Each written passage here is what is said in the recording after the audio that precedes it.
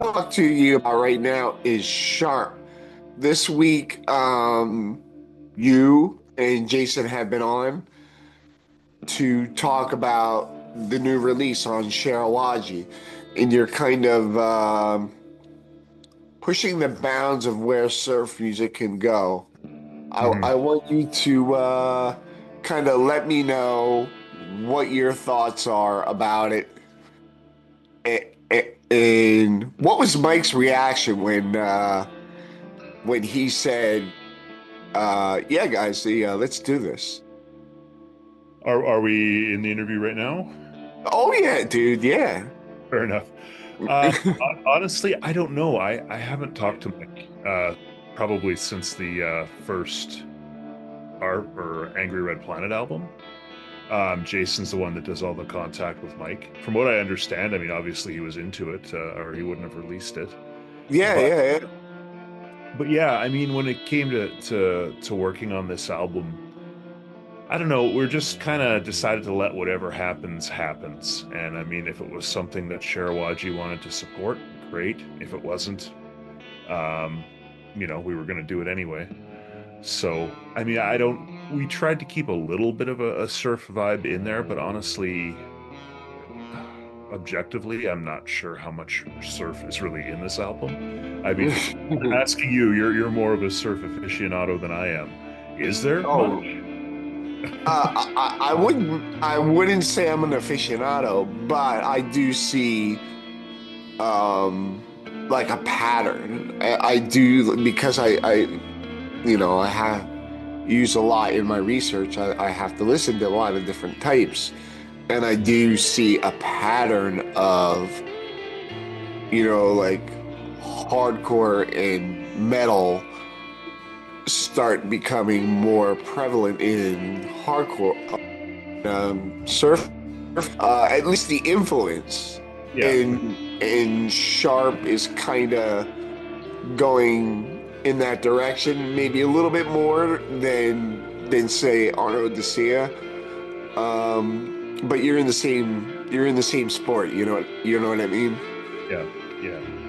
Yeah, I mean, basically our MO was get together, same thing as the last Sharp album, get together with really no preconceived ideas other than a theme. In the first release, it was Mad Max, and this one, it was Conan the Barbarian. So, I mean, we're trying to paint the picture a little bit of those movies or those stories as we remember them, um, using instrumental music, which is always kind of interesting and Oh yeah. semi-dramatic. But in the same token, I mean, to me, this album is kind of garage rock, and I think that in surf encompasses surf music certainly, as that was a precursor to what I'd consider garage rock. Oh Um, yeah. and the fact that it's instrumental and primarily guitar based, it's just this time we didn't sit back and like, okay, it's all single coils and we're gonna crank the reverb tanks to 10. And this time it was like, if there's distortion, there's distortion, so be it. There was distortion in the 60s. I know surf was more 50s ish, but it was still around in the 60s, and I'm sure when they blew a speaker it got distorted. So Oh yeah. Yeah. That's the beauty of it. Playing on beat up equipment that it's not quite, yeah. perfect. Yeah, and you look at the Dwayne Harris and Dwayne Eddy and those guys. I mean, they were punching holes in their speaker cones and stuff like that to get a certain sound. And now we Yeah. have the benefit of being able to do that by stepping on a little pedal. So Yeah.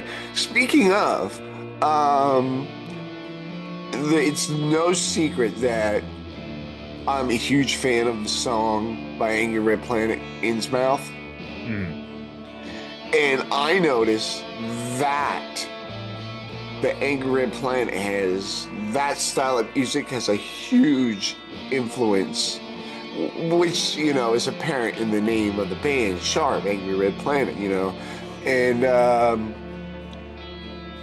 but it really is a combination of the Surf Hermits and Angry Red Planet. And I want to know, like, I know you put thought into it, but you have to be in some kind of mindset of like, what's your mindset when you recognize, oh yeah, that's an Angry Red Planet song. I think for me, it's just kind of seeking something that's a little bit, in my mind, retro. Something a little bit that takes me back to listening to music that I know was kind of created before the 70s. And I mean, there's obviously exceptions to that within the Angry Red Planet. A lot of that stuff kind of sounds like 70s TV themes, so I'm contradicting myself right there. But yeah, I mean, for when it comes to the stuff, like I write a lot of different styles of music, obviously. And Angry Red Planet, I try to keep that within the realm of something that I consider retro sounding, something that I would have heard on the classic rock station when I was a kid. Like right now, you're hearing Metallica and whatever on a classic rock station. When I was a kid in the '80s, you were hearing, oh geez, like the Venturers or you know, Yardbirds, things like that. So I'm looking back to that era, and if it kind of fits that sonic blueprint, then I'd consider it to be an Angry Red Planet track. You radio in Canada than we had here, because we had listened to shit like Foreigner and Journey, like that was. And I'm not knocking people who do like that stuff, but that's what we had here. And from the start, I was kind of like, this isn't. My dad was a radio guy, so like I heard everything, and that kind of stuff on the radio was not what I was hearing when my dad would spin records. And I might be confusing some of it too with some of my dad's record choices himself. Like we always had music on in my house. My parents aren't musicians. But, there was always a stereo on, and rather loudly, when I was growing up. So, I mean, the classic rock stations, yeah. I mean, we did get our Foreigner and our Uriah Heep and our, you know, all that kind of stuff as well. But there was some stuff that was thrown back to an earlier time as well. Yeah. We had, you know, what's funny, in the 70s, in the 80s, anything that was like before the 70s was considered an oldie. So imagine 1978, and you had Blondie on the radio, and you have, you know, groups like the Eagles on the radio, and then the oldie station was playing songs that were only maybe 8-9 years old, and they were calling them oldies because that's how new rock and roll was. Exactly. Yeah, I mean, I got to admit, I'm not exactly a historian on older rock and roll, but I mean, I know it when I hear it, and that's sort of the aesthetic I'm going for when I'm writing for Angry Red Planet, and then in turn, that's what I'm bringing to Sharp. But with Sharp, it's just like last time. It's very much, all right, you got a riff? No? Well, here's something, and then we start building from there. And this album, I believe, I'm trying to remember, it was only a year ago or something, but a lot has happened since then. I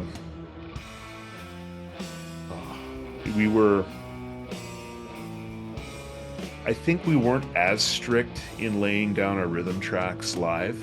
We still did predominantly, but there were a couple punch-ins, I think, on this, whereas there weren't any on the first one. So we relaxed a little bit in that regard, just because time can be a constraint. And I think some of this material, I mean, everything's subjective, but I think some of this stuff's a little more complicated than the first album, other than maybe like that full-on blast beat thing we wrote on the first album. But this one's a bit more sprawling, a bit more epic, I think, in some ways. Nice. When you're obviously in your respective bands, Jason would play lead on his own stuff and you would play lead on your own.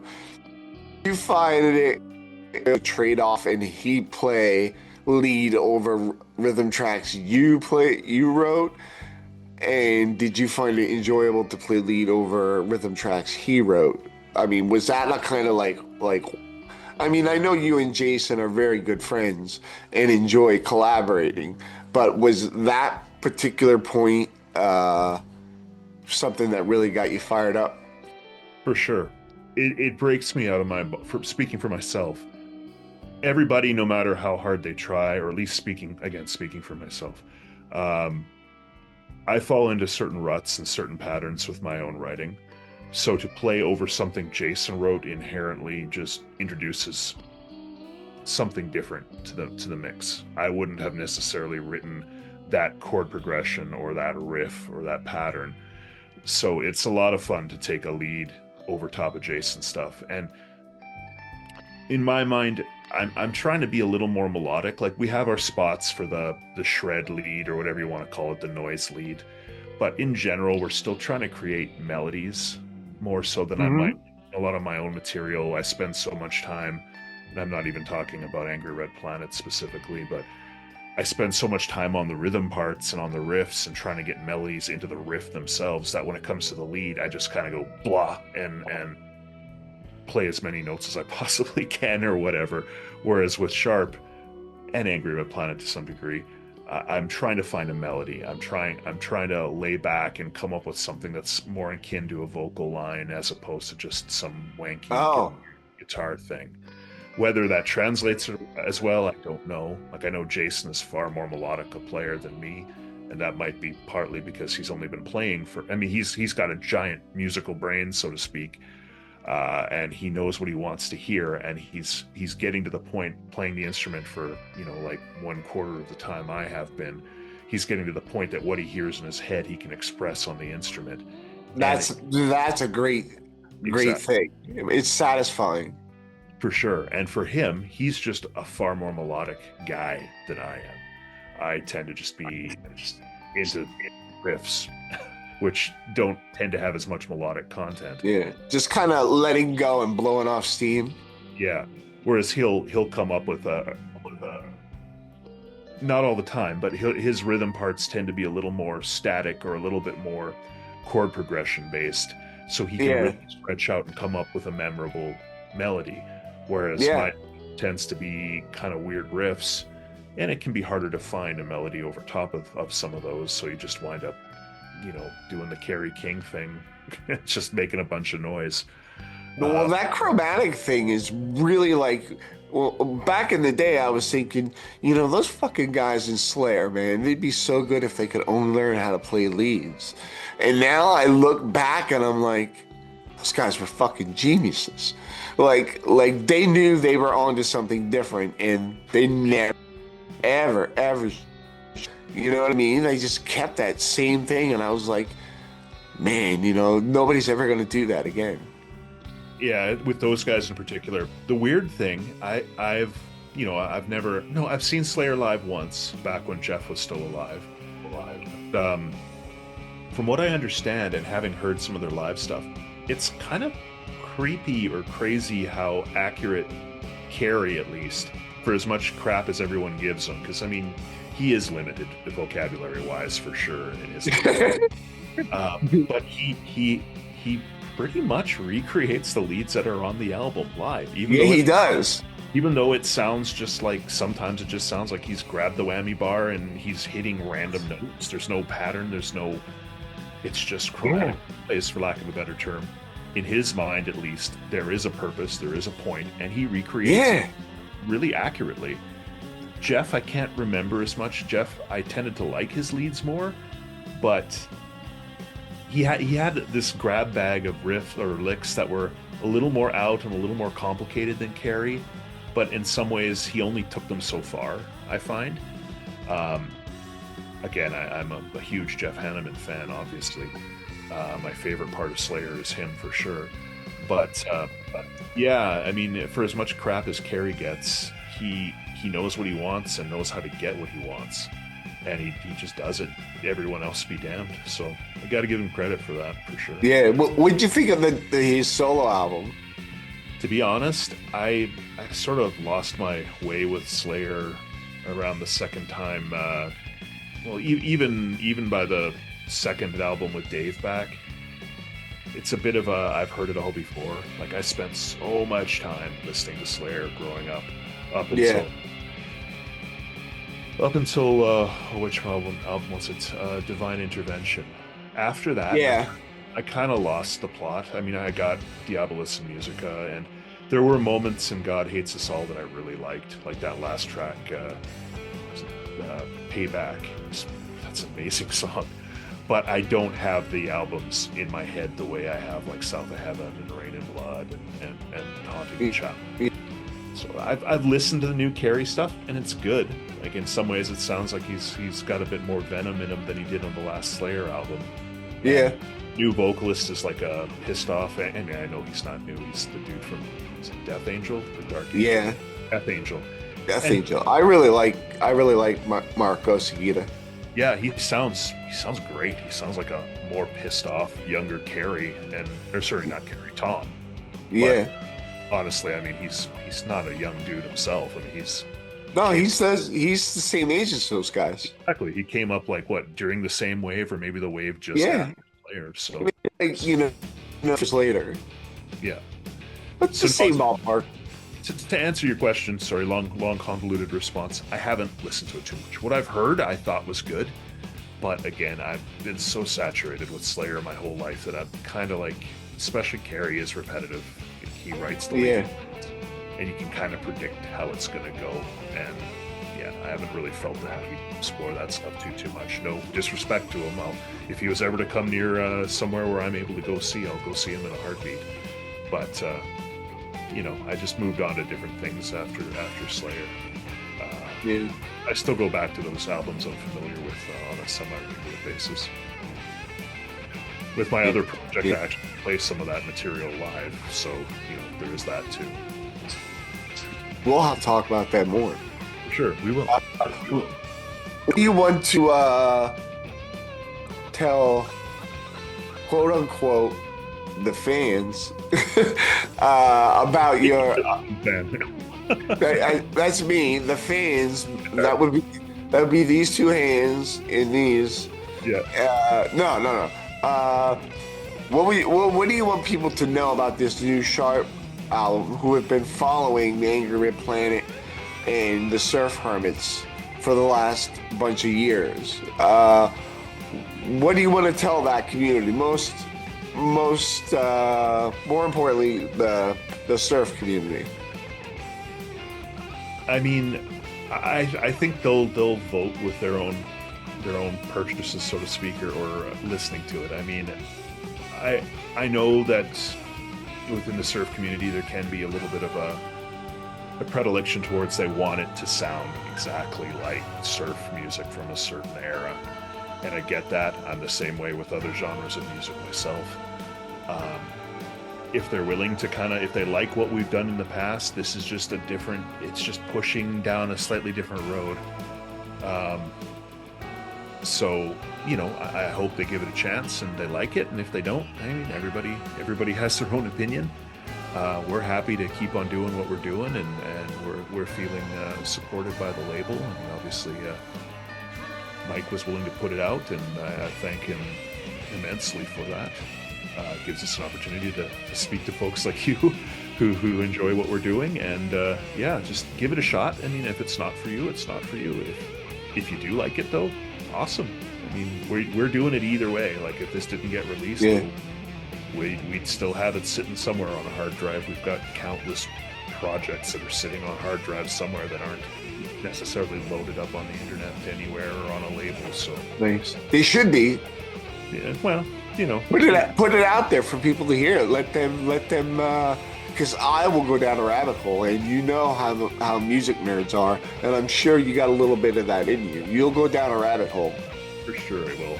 And again, foreshadowing in our next conversation, that very thing happened recently where it's like, if I didn't have it out there, I've gotten some responses that I wasn't expecting. And it's very much the same with Sharp and that sort of thing. Like, put it out there and see what happens. Worst case scenario, nobody listens to it. Yeah. Nobody's listening to it when it's sitting on my hard drive at home either. Exactly, dude. Just have to be willing to accept the fact that not everything is going to hit with people, and that's fine. But there's always one person out there with that same vibe. That's it. Like, oh my God, this guy's doing what I hear in my head. You know, like remember that story about how Brian Wilson was driving, you know, he was going through his, you know, his depression, and he was writing Smile, and he was driving down Pacific Coast Highway. The top was down, and he heard Sergeant Pepper, and he pulled off the side of the road, and he said, "They fucking did it. They fucking made the album I wanted to make," and that just like drove him. That drove him. He's like, now I have to fucking, Yep. you know what I mean? It's like they were on that same. They were going down the same path at that point.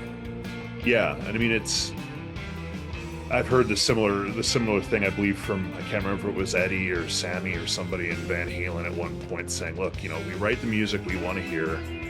If the 3 or 4 of us like it, we have to assume that there's a portion of the thousands, millions of people out there in the world that would appreciate it as well.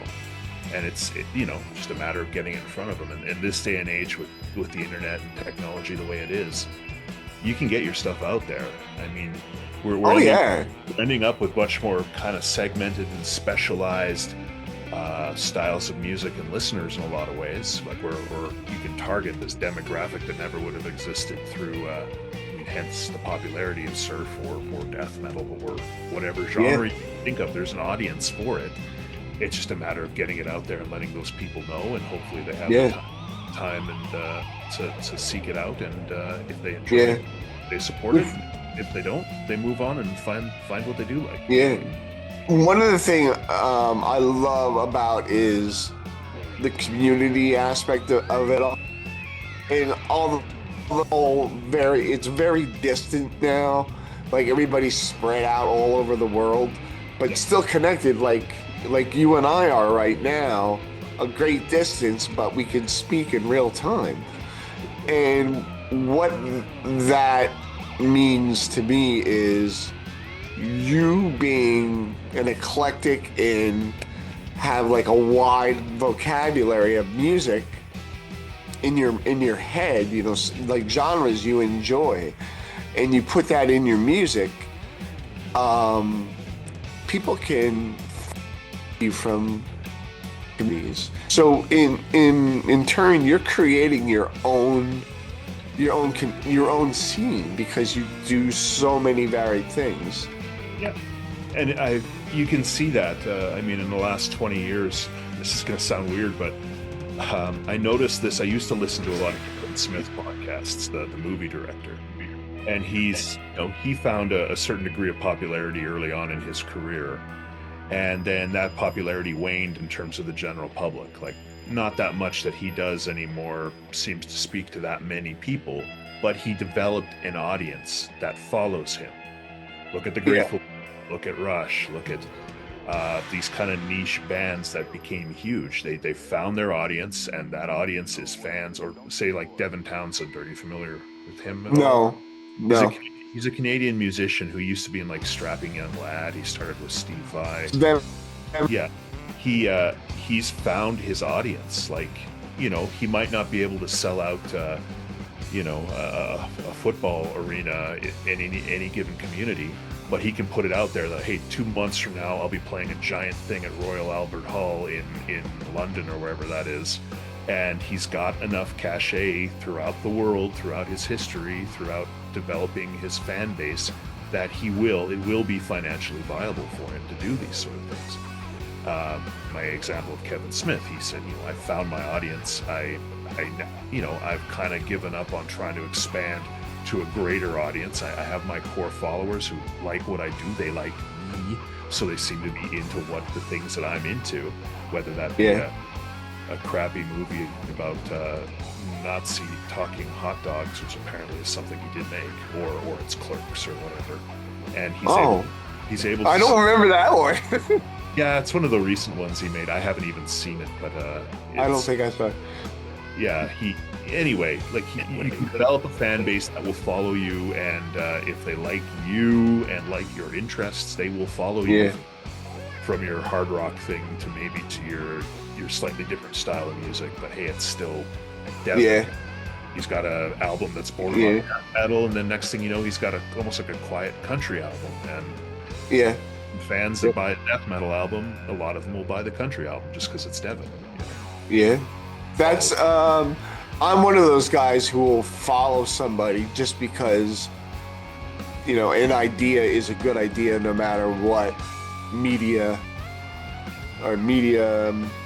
you decide you're gonna release it on. You know, whether it's a genre of music, a movie, a book.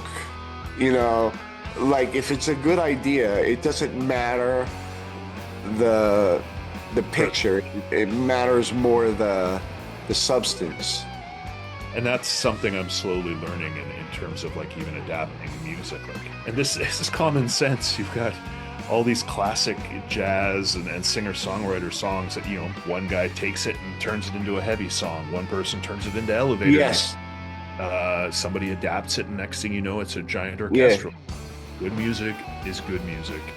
It's just of whether you like that stuff or not. You know, everybody has their own take on it, their own opinion. Yeah.